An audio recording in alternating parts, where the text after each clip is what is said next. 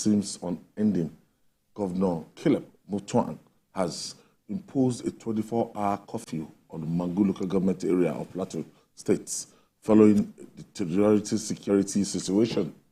The governor's spokesperson, Gian Bere, said the decision was taken after consultation with relevant security agencies to avoid breakdown of law and order in the area. That's since the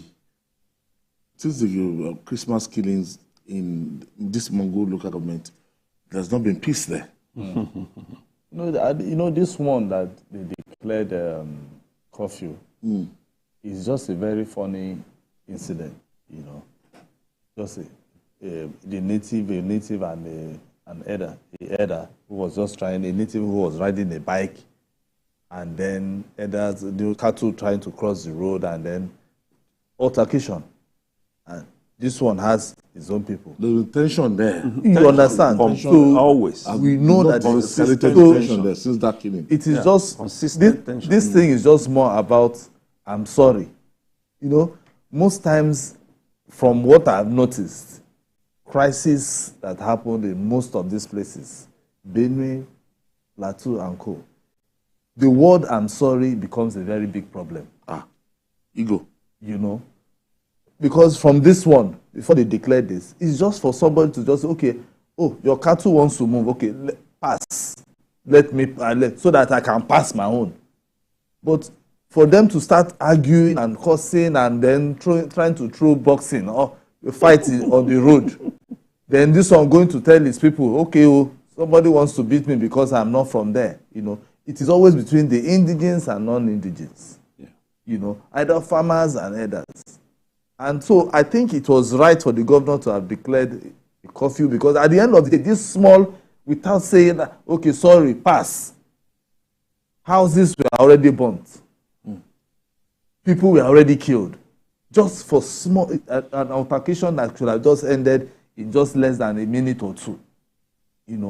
Now, in fact, before coming, our reporter was even we were trying to get our reporter who was already on the field trying to see how they can get this story. He was saying he can't say anything because they were shooting. Yeah, 30 people dead already. They were shooting. Today. Certain houses are blazed. Yes. So if you look at this thing, it is. I don't know if they have to declare a state of emergency in this particular local government, not the whole plateau anyway, because this particular one.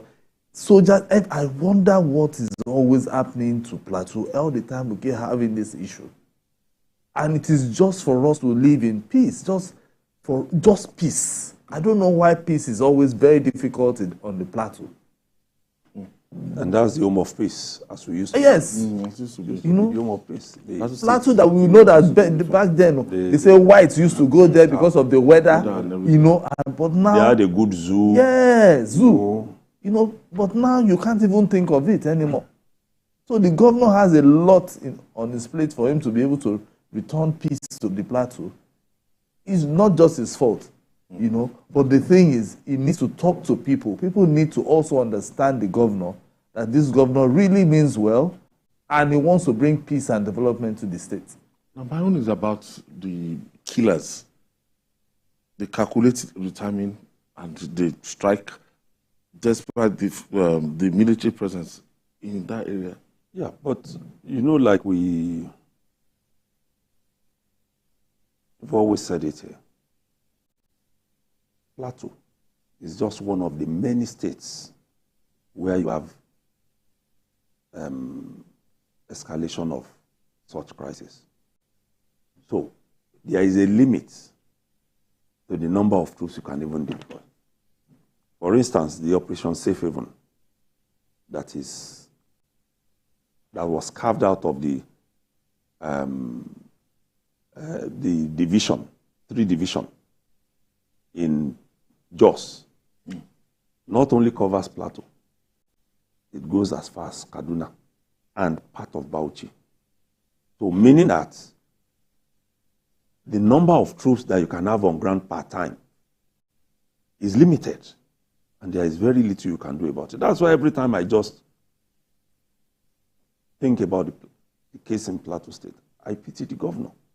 Because I can imagine what will be going through his mind. And these guys who are causing these problems are not people that the police or the civil defense can easily deal with.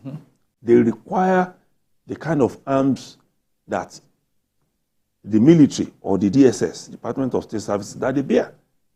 So, and unfortunately for the governor also, which will require for him to be very careful, is from that area.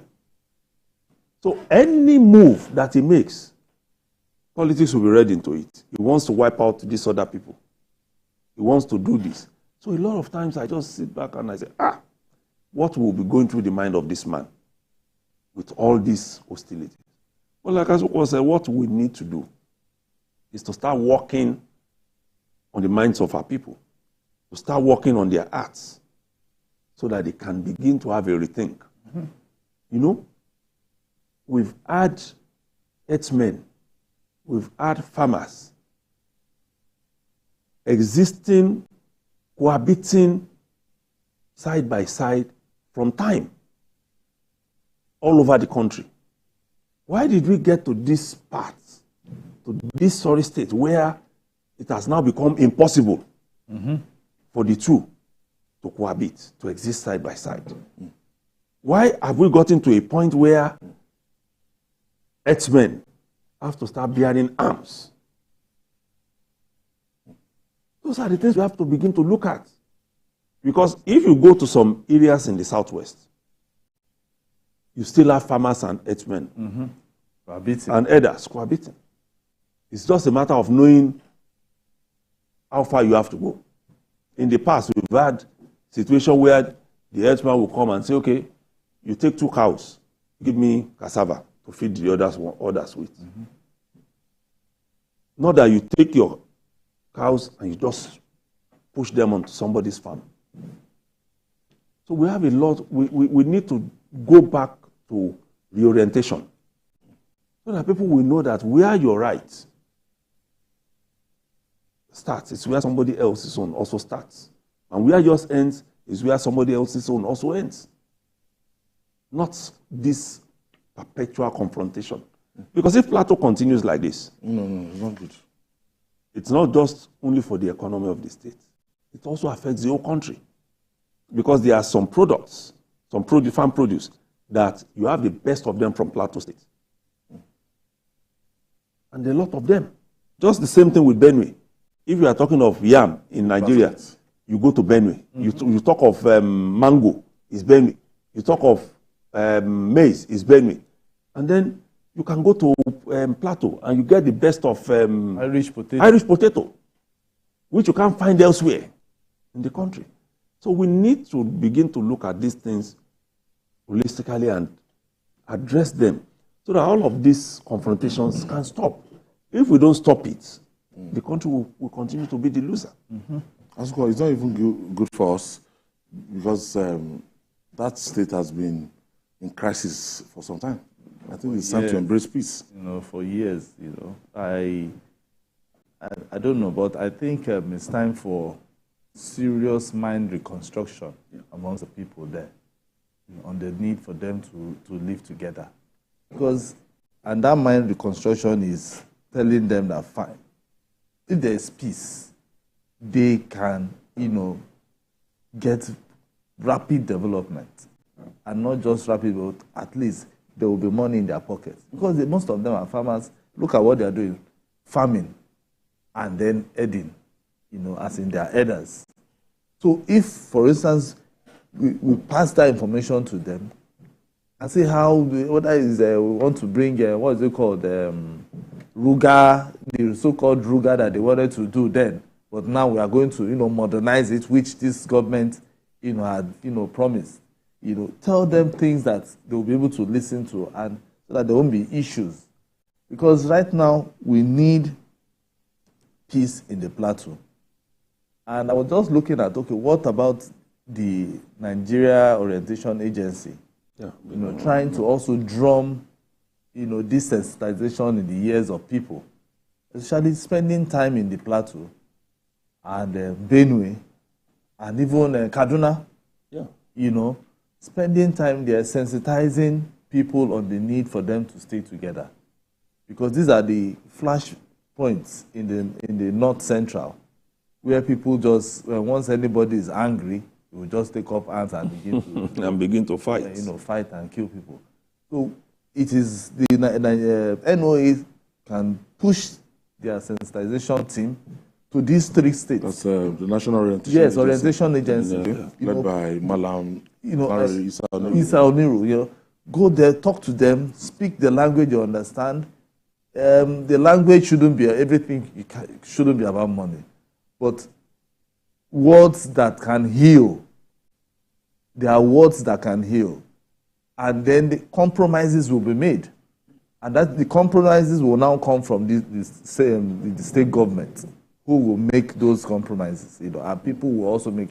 And once they see that government has that, that will, that political will for there to be peace, people would respect whatever they are saying.